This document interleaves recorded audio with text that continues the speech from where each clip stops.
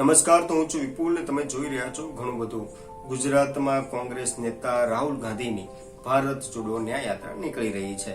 આજે બીજા દિવસે આ ભારત જોડો ન્યાય યાત્રા ભરૂચ ખાતે પહોંચી હતી. ભરૂચમાં ઇન્ડિયા ગઠબંધનના ઉમેદવાર ચૈતર વસાવા સાથે રાહુલ ગાંધીની મુલાકાત થઈ હતી. તો બીજી તરફ અહેમદ પટેલના પુત્રી મુમતાઝ પટેલ આ યાત્રામાં ગેરહાજર રહ્યા હતા. આ સાથે રાહુલ ગાંધીએ વડાપ્રધાન મોદી અને ઉદ્યોગપતિ गौतम अदानी पर प्रहारों કર્યા હતા. તેમણે શું કહ્યું હતું સાંભળીએ. पहली यात्रा में बहुत सारे लोग आए, पैदल चले गुजरात के लोग. हमसे कहते देखे आपने यात्रा की मगर गुजरात तो आए नहीं, केम छो तो नहीं बोला आपने.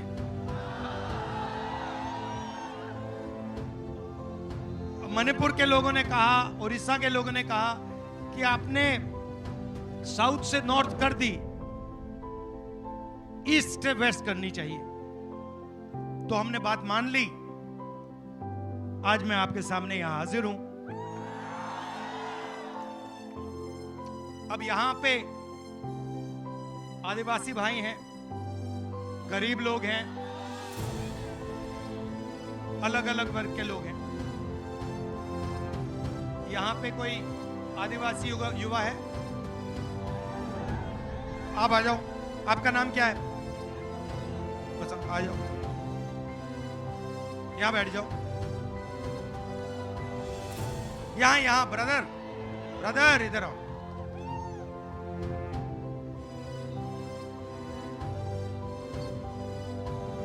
उस पे हाँ. तो मुझे बताओ, देश में आदिवासियों का की कितनी आबादी है?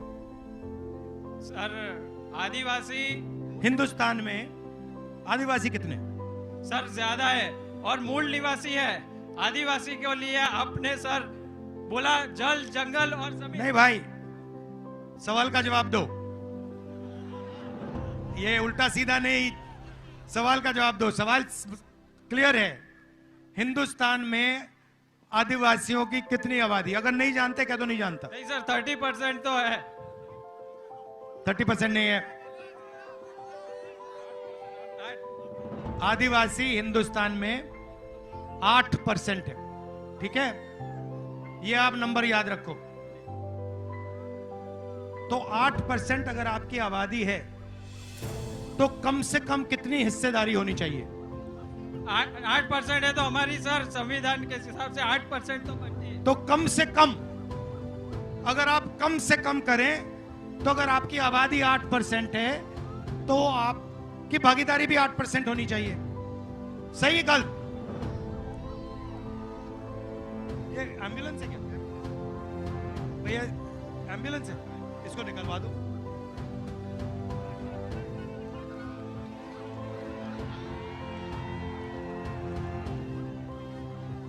भैया रास्ता बना दीजिए.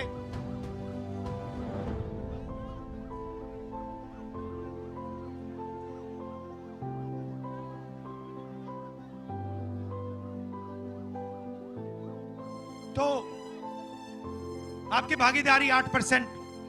अच्छा, पिछड़े कितने हैं हिंदुस्तान में? पिछड़े लोग कितने हैं? 50%. दलित कितने? 15. माइनॉरिटी कितने? 15. गरीब जनरल कास्ट के कितने लोग? 5%. तो सब जोड़ो तो 90% हो जाता है. ठीक है, मगर अभी मैं आदिवासियों की बात करता हूं. हिंदुस्तान की सबसे बड़ी कंपनियों की लिस्ट निकालो. 200 सबसे बड़ी कंपनियां जो हिंदुस्तान के धन को कंट्रोल करती हैं. नाम आपने सुने होंगे. पहले नंबर पे कौन है? अदानी. दूसरे नंबर पे कौन है? आप जानते हो, नाम जानते हो, 200 हैं. उनकी मालिकों के लिस्ट में आदिवासियों के कितने नाम? एक नाम है, एक नाम नहीं है. मीडिया में, मीडिया की कंपनी में मीडिया के बड़े बड़े जो रिपोर्टर हैं उनके लिस्ट में आदिवासी कितने? कभी देखा आपने टीवी पे? पिछड़े वर्ग का कोई देखा? आदिवासी का ही देखा? दलित देखा? तो 200 सबसे बड़ी कंपनियों में 90% का कोई आदमी नहीं, मीडिया में 90% का कोई आदमी नहीं। सही? प्राइवेट अस्पतालों में आप जाते हो, सर्जरी होती है, पैसा देते हो, लाखों रुपए देते हो जेब से, देते हो ना? प्राइवेट अस्पतालों के मालिकों में आदिवासी कितने? कोई नहीं। पिछड़े कितने? दलित कितने? गरीब जनरल कास्ट के कितने? ठीक है, चलो कॉलेज यूनिवर्सिटी की बात करते हैं। प्राइवेट कॉलेजेस जो है, बड़े बड़े यूनिवर्सिटियां हैं, इनके मालिकों में आदिवासी कितने? दलित कितने? पिछड़े कितने? तो आप हो कहां? आप हो 8%, पिछड़े 50%, दलित 15%, माइनॉरिटी 15%, 90% है आपकी आबादी। आप हो कहां? भागीदारी कहां है आपकी? ना आप कॉर्पोरेट्स में हो, ना आप मीडिया में हो, ना आप प्राइवेट अस्पतालों को चलाते हो, ना आप प्राइवेट कॉलेज यूनिवर्सिटी को चलाते हो। तो ठीक है, फिर आप कहोगे नहीं भैया हमारे लोग तो ब्यूरोक्रेसी में हैं, ब्यूरोक्रेसी में है हमारे लोग।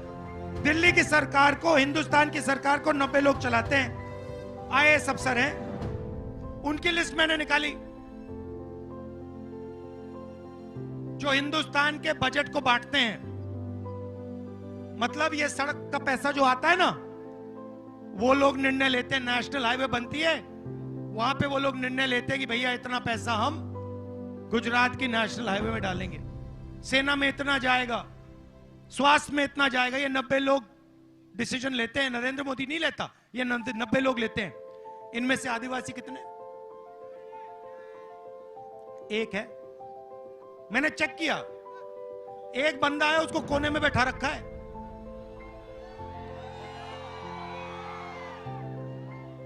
और अगर हिंदुस्तान की सरकार 100 रुपए खर्च करती है बजट में, तो आदिवासी वर्ग का अफसर कितने रुपए का भागीदार है? बताओ कितने का?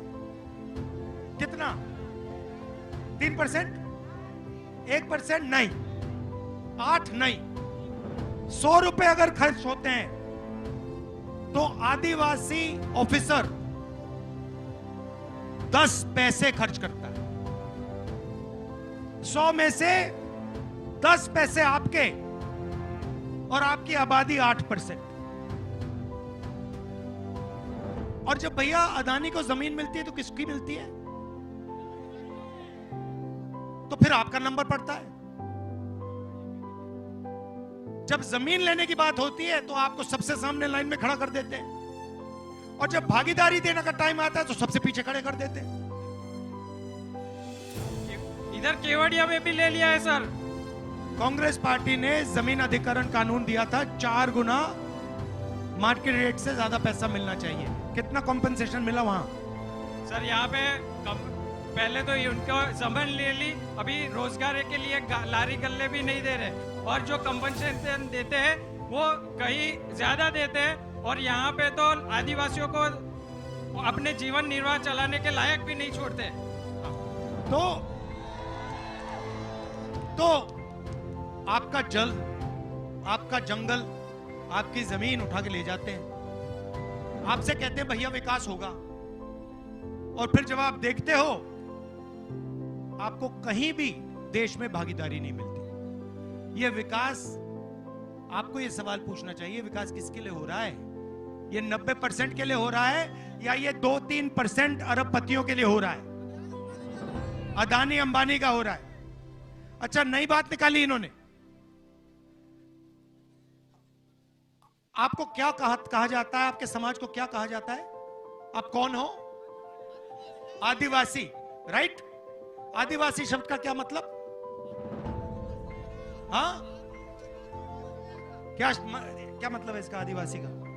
आदिवासी यहाँ देश के मूल मालिक है और जल जंगल जमीन पे सबसे पहला अधिकार है। और कांग्रेस और राहुल जी ये हर जगह छत्तीसगढ़, झारखंड और जहां पे भी हम कांग्रेस गई है और ये एक ही बात चलाई है। तो आदिवासी का मतलब हिंदुस्तान की जमीन के पहले मालिक। मतलब जब यहां कोई नहीं था, जंगल था, तब भी आदिवासी यहां हिंदुस्तान के मालिक थे, बराबर थे। अब इस शब्द का मतलब क्या है कि अगर आदिवासी हिंदुस्तान के मालिक सबसे पहले मालिक थे, तो हिंदुस्तान में आदिवासियों को भागीदारी मिलनी चाहिए।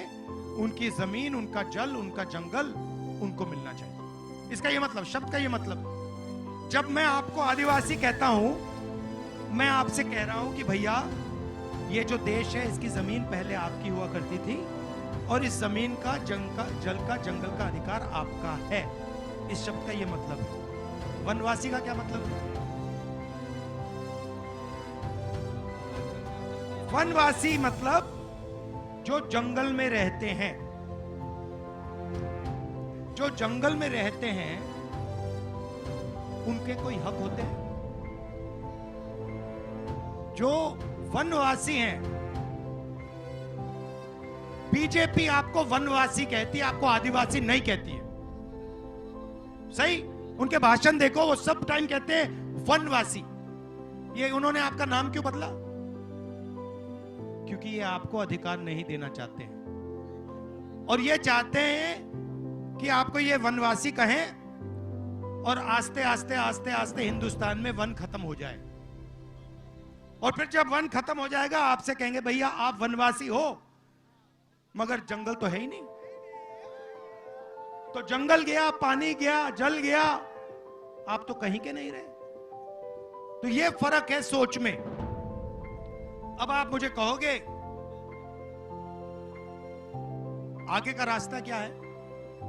सबसे पहले मैं आपको याद दिलाना चाहता हूं कि चाहे वो पैसा कानून हो, चाहे वो जमीन अधिग्रहण बिल हो, चाहे वो ट्राइबल एक्ट हो, ये तीनों ऐतिहासिक काम कांग्रेस पार्टी ने आपके साथ मिलकर आपके लिए किए थे। और मैं आपको यहां आश्वासन देना चाहता हूं, सबसे पहला कि आप आदिवासी हो, आप वनवासी नहीं हो और आपका जो हक है जल का, जमीन का, जंगल का, वो आपका है और कांग्रेस पार्टी वो आपको दिलवाएगी।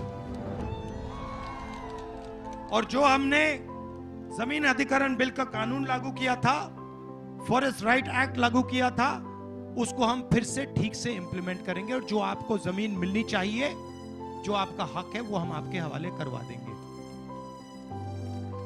अब दूसरा मामला,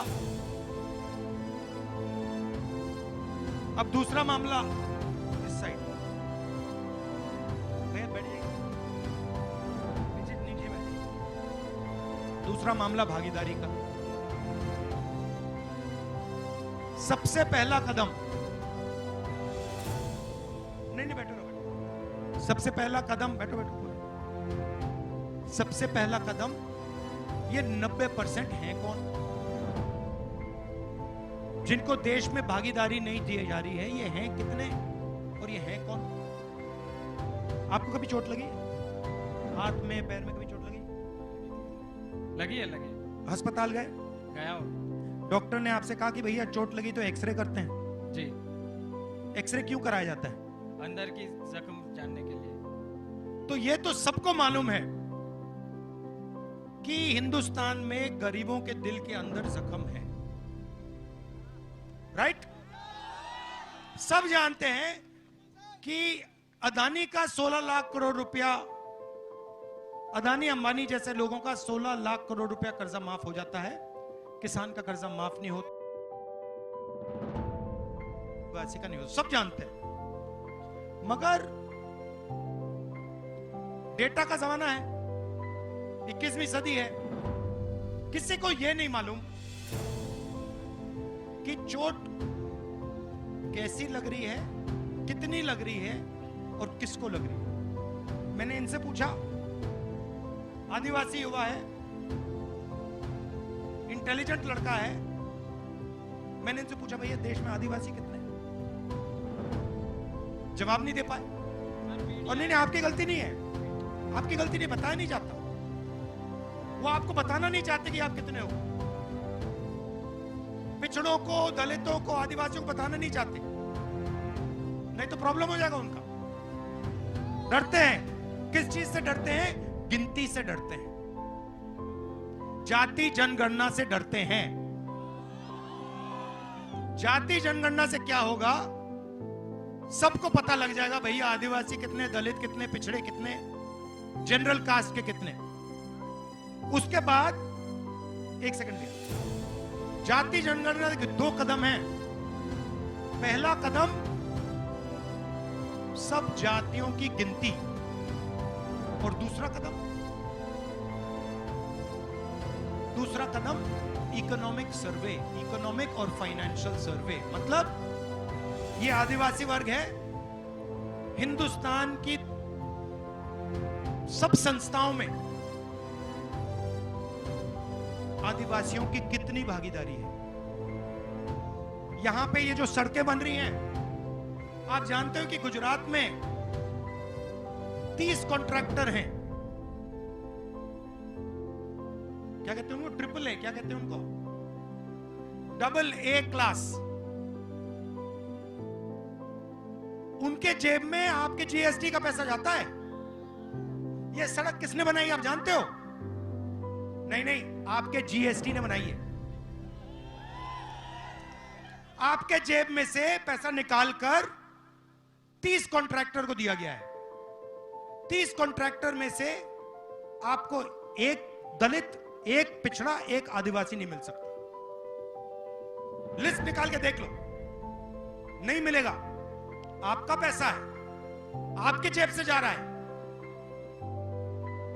ये आपने चश्मे पहने हुए हैं, हीरो लग रहे हो बॉलीवुड के। ये आपने चश्मे कितने के खरीदे? 600 के ना? नाम क्या आपका? रोहित जी, आपने 600 रुपए के खरीदे ना? ये चश्मे दिखाना जरा मुझे।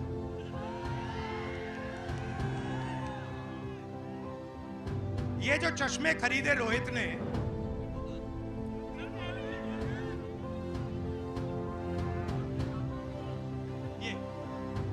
ये जो खरीदे, ये 600 रुपए के खरीदे, इसमें जीएसटी कितनी लगी आपकी? 28%। अच्छा, अगर यही चश्मा अदानी खरीदता तो उसके कितने लगते? 28। जितना आपने जीएसटी में पैसा दिया उतना अदानी देता है। आपकी आमदनी कितनी है? आपकी आमदनी 50,000 मंथली, उसकी कितनी है? गिनती के बाहर है। तो जिसकी आमदनी गिनती के बाहर है और आपकी 50,000 रुपए है, दोनों एक जैसा जीएसटी क्यों दे रहे हैं? वाह, बात समझ आई? आपके जेब से चोरी हो रही है। किसके जेब से? 90% के जेब से, किसान के जेब से, मजदूर के जेब से, आदिवासी, दलित, पिछड़े, इन लोगों की जेब से। पैसा जाता कहां है? वही 5-10% के लोगों की जेब में। उसको विकास कहते हैं। बीजेपी उसको विकास कहती है। भैया तुम्हारी जेब से जीएसटी का पैसा निकालेंगे, अदानी के जेब में डालेंगे, इसको हम विकास कहते हैं। यह विकास नहीं है, इसको चोरी कहा जाता है। विकास का मतलब इन संस्थाओं में 90% की भागीदारी। तो जाति जनगणना और इकोनॉमिक सर्वे के बाद पता लग जाएगा पूरे गुजरात को पता लग जाएगा कि सड़कों का जो पैसा जा रहा है उसमें 1 रुपया ना आदिवासी को जाता है, ना दलित को जाता है, ना पिछड़ों को जाता है, ना किसी को जाता है। आप फसल बीमा योजना देखो, मैंने आंकड़े निकाल रखे हैं। फसल बीमा योजना का 35,000 करोड़ रुपए साल का लगता है। 10,000 करोड़ रुपया स्टेट की सरकार देती है। सुनो सुनो, अभी उसकी भी बात करूंगा। फसल बीमा योजना का पैसा कहां जाता है जानते हो? 16 कंपनियों के पास। 16 कंपनियों की लिस्ट निकालो, उसमें आपको एक दलित नहीं मिलेगा, एक आदिवासी नहीं मिलेगा, एक पिछड़ा नहीं मिलेगा। आप पैसा भरते हो, उनके बैंक अकाउंट में जाता है, खेत में नुकसान होता है, आपसे कहते भैया आपको तो पैसा ही नहीं देंगे। बराबर है ना?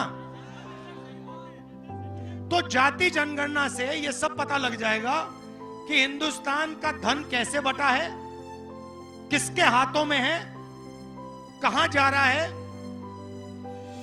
कितने पिछड़े वर्ग के लोग हैं, कितने दलित, कितने आदिवासी, ब्यूरोक्रेसी में कितने हैं, बड़ी बड़ी कंपनियों में कितने हैं, मीडिया में कितने हैं, सब पता लग जाएगा। और यह हिंदुस्तान के लिए क्रांतिकारी कदम होगा।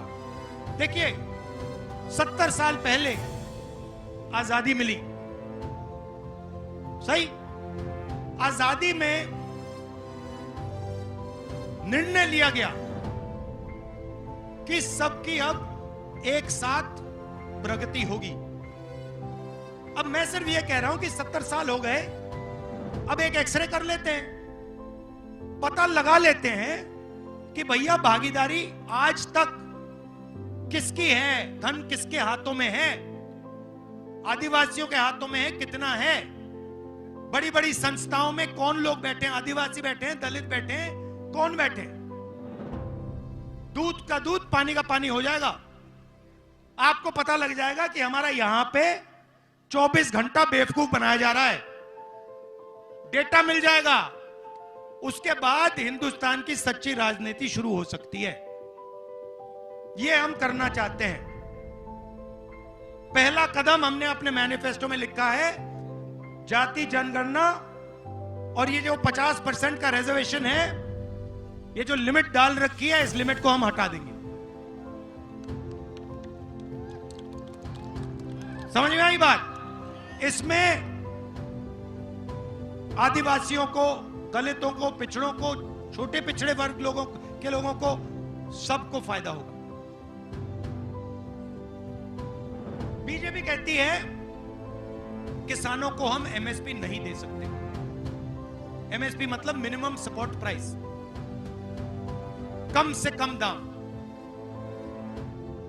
मोदी जी की सरकार किसानों को हाईवे पे रोकती है, कील ठोक के दीवार बनाकर। सही बात है? वो क्या चाहते हैं? सिर्फ एमएसपी चाहते हैं। उन्होंने कहा देखिए, आप सब लोगों को सही दाम दिलवाते हो। दुकान में कोई कुछ बेचता है, उसको सही दाम मिलता है। चिप्स का पैकेट कितने का होता है? छोटा पालम, हाँ, 5 रुपए का, 10 रुपए का। उसमें कितने आलू होते हैं? 4 आलू कितने होते हैं? मैंने कल शक्ति सिंह जी से पूछा, चिप्स का पैकेट दिखा के पूछा, उसमें आधा आलू होता है। आधा आलू दुकान में 10 रुपए का बिकता है, मगर जब किसान बेचता है तो आधा आलू कितने का बिकता है? तो किसान बस ये कह रहा है कि भैया हमें भी आलू के चिप्स का थोड़ा सा धन, थोड़ा सा पैसा दे दो। आप पूरा का पूरा फायदा दूसरे लोगों को दे रहे हो। आलू के चिप्स का पैकेट 10 रुपए का होता है। आलू हमने उगाया है, हमें 10 रुपए के 5 रुपए मत दीजिए, 2 रुपए तो दे दीजिए, 3 रुपए तो दे दीजिए। ये कह रहा है वो। और मोदी जी कहते नहीं, 10 रुपए के पैकेट में तुम्हें पैसे मिलेंगे, एक दो पैसा देंगे फेंक के तुम्हें, तो किसान गुस्से में है। मोदी जी कहते हैं नहीं देंगे, हम मैनिफेस्टो में लिख दिया कि लीगल एमएसपी हिंदुस्तान के सब किसानों को कांग्रेस पार्टी दे देगी।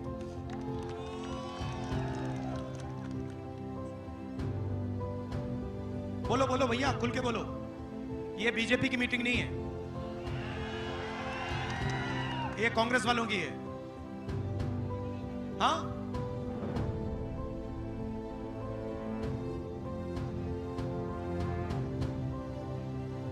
तो वही तो है ना।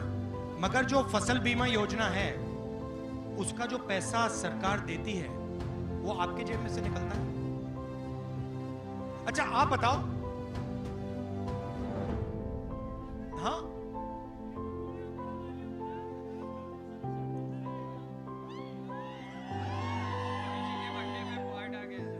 तो भैया अब देखिए, मैं आपसे एक सवाल पूछता हूं। ये देखिए मीडिया वाले खड़े हुए हैं यहाँ पे, देखिए उनकी ओर देखिए जरा। नमस्कार, कैसे हैं आप लोग? हेलो, मुझे एक बात बताओ, ये जो है ये इन्होंने आदिवासियों की जमीन के बारे में कभी बोला टीवी पे? कभी इन्होंने किसान के बारे में बोला है टीवी पे? मजदूर का चेहरा कभी दिखाते हैं? क्यों नहीं? अदानी मीडिया, मोदी मीडिया,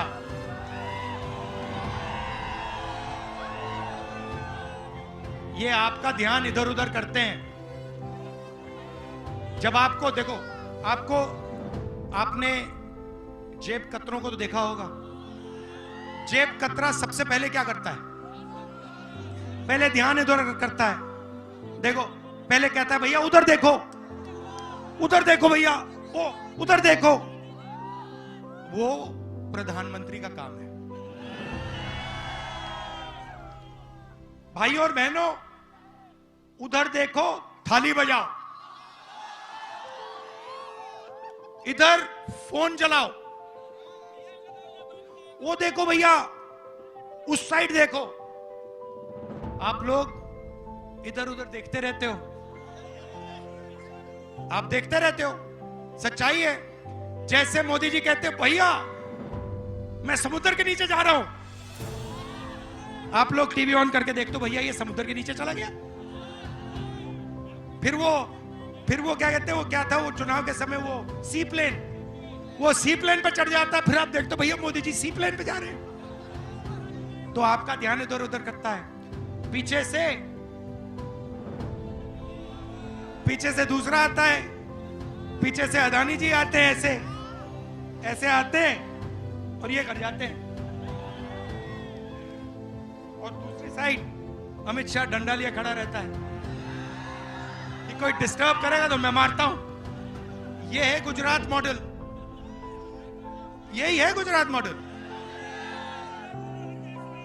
ये यहां शुरू हुआ था और अब ये पूरे देश में फैला दिया इन्होंने। तो इसको रोका भी यही जाएगा। और कौन रोकेंगे? आप लोग रोकोगे, गरीब लोग रोकेंगे, किसान, दलित, आदिवासी, पिछड़े, ये लोग रोकेंगे। सही बात है, और ये रुकेगा, देख लेना। मगर ये मत भूलिए, जाति जनगणना क्रांतिकारी कदम है, ये आपको छोड़ना नहीं है, ये छोड़ना नहीं है आपको। ये आपको, आपका ये दरवाजा खोल देगा, दीवार तोड़ देगा ये भूलिए मत मेरी बात। मेरा लक्ष्य है कि हिंदुस्तान का जो धन है, जो संस्थाएं हैं, उनमें हिंदुस्तान के सब लोगों को भागीदारी मिले।